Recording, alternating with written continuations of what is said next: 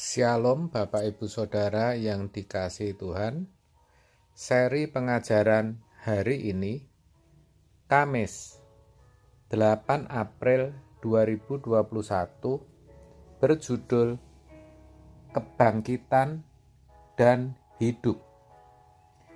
Dalam Yohanes 11 ayat 25 sampai 26 tertulis demikian. Jawab Yesus, "Akulah kebangkitan dan hidup. Barang siapa percaya kepadaku, ia akan hidup walaupun ia sudah mati. Dan setiap orang yang hidup dan yang percaya kepadaku tidak akan mati selama-lamanya." Percayakah engkau akan hal ini? Jelas sekali, Yesus berkata bahwa setiap orang yang hidup dan yang percaya kepadanya tidak akan mati selama-lamanya.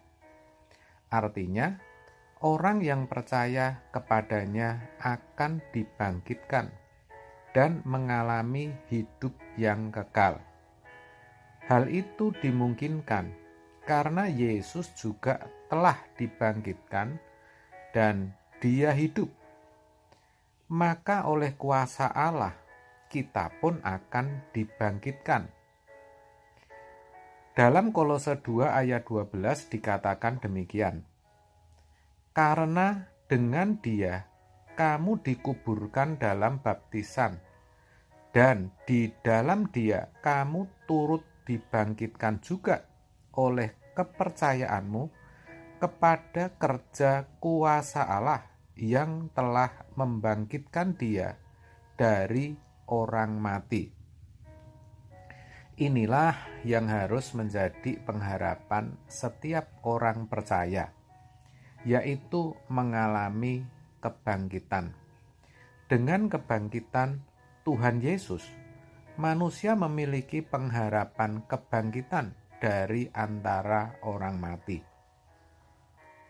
Inilah yang seharusnya membahagiakan hati kita, yang oleh karenanya kebangkitan Tuhan Yesus dirayakan. Sebab kita diingatkan bahwa kita memiliki hidup yang penuh pengharapan. Saudara, seperti halnya Tuhan Yesus berjuang untuk memperoleh kebangkitan, demikian pula orang percaya harus berjuang untuk memperoleh kebangkitan. Jadi tidak heran kalau perjuangan iman Paulus hanya diarahkan bagaimana ia bisa mengenal Kristus dan kuasa kebangkitannya. Bahkan ia sangat merindukan yang namanya kebangkitan dari antara orang mati.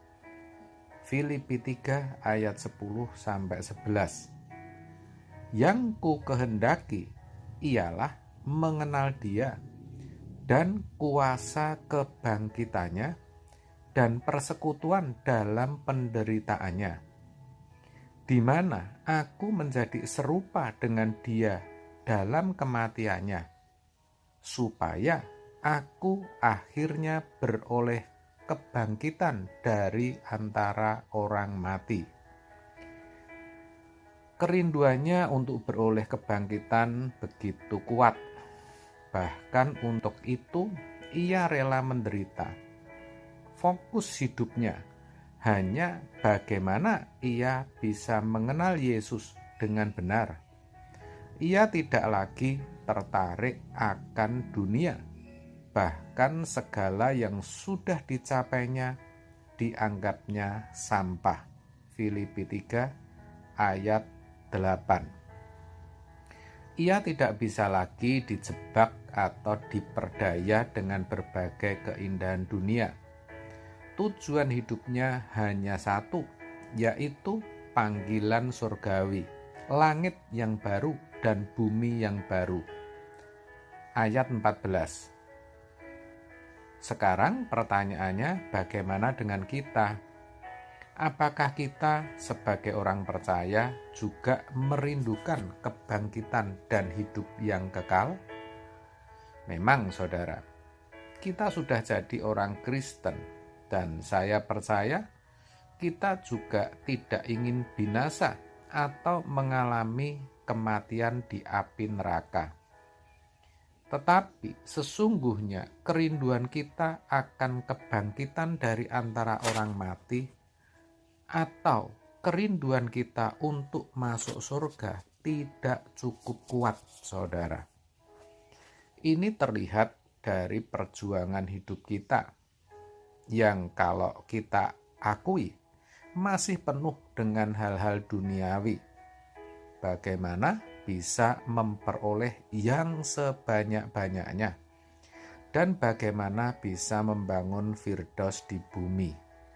Tidak sadar, tidak ingat lagi bahwa sejatinya dunia bukan tempat kita. Tidak sadar bahwa dunia akan berakhir. Oleh sebab itu, melalui kebenaran ini, mari kita sadar, jangan hanya mempedulikan hal kebangkitan hanya pada waktu hari Paskah saja. Setelah itu, tidak memikirkan sama sekali. Mari kita mulai sungguh-sungguh berusaha mengenal Tuhan dan kuasa kebangkitannya, persekutuan dalam penderitaannya, dan menjadi serupa dengan Dia dalam kematiannya. Ini penting, ini adalah langkah-langkah untuk mengerti kebenaran, sehingga mencerdaskan pikiran. Akibatnya, kita akan rela menderita bersama-sama dengan Tuhan Yesus, guna memenuhi rencana Allah Bapa, sehingga sepenuhnya hidup kita hanya untuk kepentingan Allah Bapa. Amin. Tuhan memberkati.